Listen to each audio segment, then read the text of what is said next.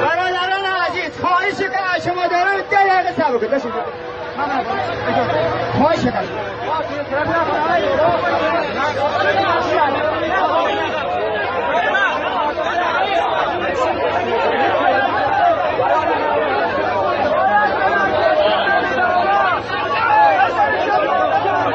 بچه‌ها خواهش که شما دارم صبر کنید. آقای علی خانی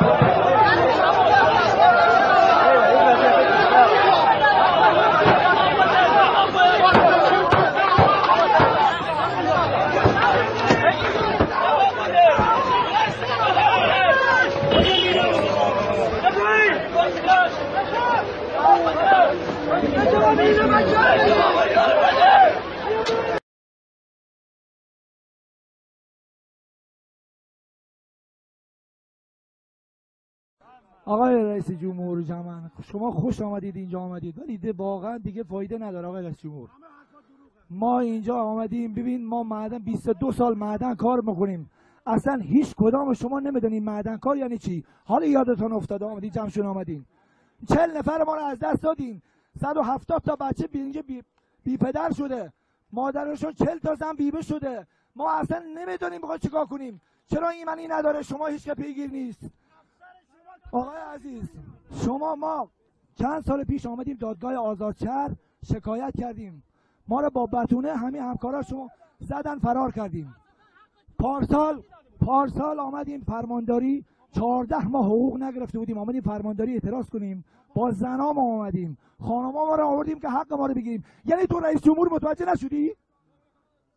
ببین ما الان 20 آقا اجازه بدید من حرفمو بزنم. من 20 میلیون تومان از این شرکت طلب دارم، 10,000 تومان پول تو خانم نیست بچم ببرم دکتر. آقای رئیس جمهور کارگر این زبهن 1 میلیون تومان حقوق میگیره، وجدانن شما با 1 میلیون تومان میتونید زندگی شما بگید چی گیرید؟ آقای رئیس جمهور تو اجازه بدین آقا، این شرکت هر کس توی معدن داره کار میکنه 20 سال 25 سال کار میکنه، بازنشست میشه 1,400,000 تومان بهش حقوق بدن. این با 1,400,000 تومان بچه‌اش ازدواج میکنن، 1000 تا گرفتاری داره، دیگه نفسی برای کار نداره. چیکار کنیم؟ اینا همه آمدن اینجا. آقای رئیس جمهور خواهشی که از شما دارم، این معدن آقای رئیس جمهور 170,700 متر رفته بدون تعبیه. این مسئولین ما کجا هستن؟ دیشب معاون استاندار میگه معدن گاز نداشت، بیارش اینجا ببینم کجاش گاز نداشت. دروغ میگن همشون. ما فرماندار نداریم، بخشدار نداریم، استاندار نداریم. شما ساختمان پلاسکو 14 نفر مردن، چی تشییع جنازه انجام دادید؟ چرا برای این مردگان ما تشییع جنازه‌شون اینجوری شد؟ ساختمان پلاسکو 14 نفر مردن، چیکار کردید تهران شما؟ اینجا 40 نفر مردن، این تشییع جنازه‌شون چی شد؟ این مادران رو نگاه کن، این خانومشه، 7 تا بچه داره اینا، چیکار کنیم ما؟ آقا نون نداری بخوری با قرآن مجید، من دلم درد داره، بذار حرفمو بزنم. من داغ دارم، بذارید حرفمو بزنم. همه شما مردن، 40 نفر اینجا مرده. یک ماه دیگه نمیتونیم اینا رو بیاریم بیرون، 40 روز دیگه نمیتونیم بیاریم بیرون. همه بو گرفتن دید آخر.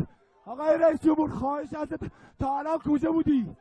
شما معدن اصلا میدونی معدن کار یعنی چی؟ معدن کار یعنی چی؟ ما داریم آقا بیمه ها ما رو نمیریزن. ما کار میکنیم بیمه ها ما رو 1 سال کار میکنیم 6 ماه بیمه میریزن. بیمه ما رو کتابخانه رد میکنن، بیمه ها ما رو آراشگری میزنن، سخت زیان‌آور به ما نمیدن. آقای رئیس جمهور چیکار کنیم ما؟ 15 سال معدن زمان انقلاب 15 سال معدن کار میکرد بازنشست میشد. الان 25 سال کار میکنیم بازنشست نمیکنن به ما.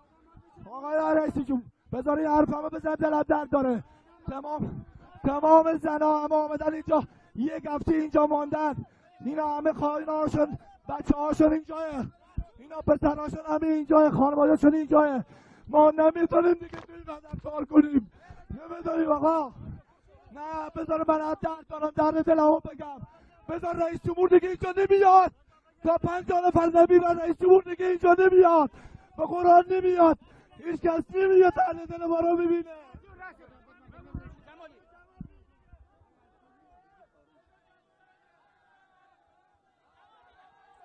درود. من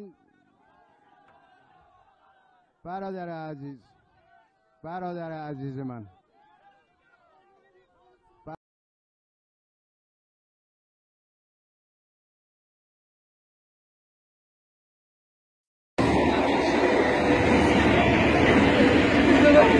مازنی کنید، خدا بخشید، مازنی کنید.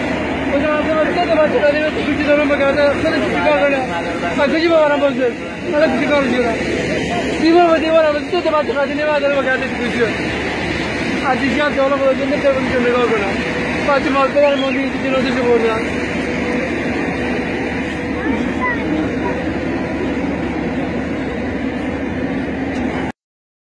این اتفاق چجوری افتاد؟ اتفاق همونجا صبح بیمانی رفتی گازگیری کرده، بعد 1 ساعت دیگر موتور اتوماتیک رفته زغالی بیاره، زغال نتونست موتور قدرت دیگر، یعنی خفه شد، موتور خاموش شد از درد گاز. بعدم که این اتفاق افتاد دیگه معدن ترکید و امکانات ایمنی چی داشتی معدن؟ ایمنی اگه مدار شیشه اینطوری میشه. حالا کپسول اکسیژن اینا دیگه دکوری علکی بی خودی. اگه ببین تو خودت میگه اگه ایمنی داشت چرا این اتفاق افتاد؟ اگه دبیل هوا رو داشت چرا این اتفاق؟ فقط اینا بخش خصوصی درست کردن. بخش خصوصی مایش اینه مردی فقط به فکر زغال و پول بگیره به فکر جان من که نیست. اعتراضم داشتین نسبت به مسئله ایمنی؟ قبلا نسبت به ایمنی اعتراضم کرده بودیم مسئولین 100 بار این اتفاق افتاده. نه اعتراضم کرده بودین قبلا به یک مسئول بالادستی بله، گروه ایمنی، گروه اینا که مسئول شیفتن، بله استکار فرمانداری استانداری چی؟ استانداری نه فرمانداری ازش اونش دیگه اطلاع ندارم. اداره کار اینا خب صحبت شده، اما خب برای اون برنامه نه، برای حقوق. متشکرم. ممنون. امروز اگه صدا کنی این آقا فردا سیکتر یالا برو. کجا برو؟ قرارداد سفید میگیره همه لحظه که بیرون میاد. چند دقیقه قراردادی که من نوشتن قرارداد سفید مده خواب تا دیرتر سلام دادی میگه فردا دیگه نیا. چرا دیر سلام دادی؟ 20 سال پیش. الان خواسته اصلی شما از استاندار چیه؟ خواسته اصلی ما رسیدگی به مشکل کارگر، توجه به کارگر. چه توجهی؟ حقوق. یک بیمه کارگر باید به موقع رخته باشه. آقا جان بیمه کارگر 6-7 ماهی که بیمه نداره. خب ما 2 سال بیمه نداره. مشکل مقاصر اصلی این خونه. صبر کن مقاصر اصلی. آقا بزن محل صبر کن، من دارم چی بهت میگم. بازرس اداره کار هنوز تونلا رو خواب ندیده. آقا بازرس اداره کار چرا باید ببره پایین چای بخوره برگرده بره؟ یعنی بازرس میاد چای میخوره نمیذارن که اصلا نمیاد عقبی نمیذارن که داخل بیاد. تمام پول آقا پول کارگر برادر کار اسمش بده کارفرما آقا گوشش بود بیرون. الان من اعتراض میکنم اداره کار میگم آقا جان این کارگاه من امنیت نداره. زنگ مثلا برای این بابا اعتراض کردی به اداره کار؟ زنگ مثلا به این بابا فلانی آمده فردا صبح آقای فلانی حق نداره تو کار بیایی. به چه دلیلی؟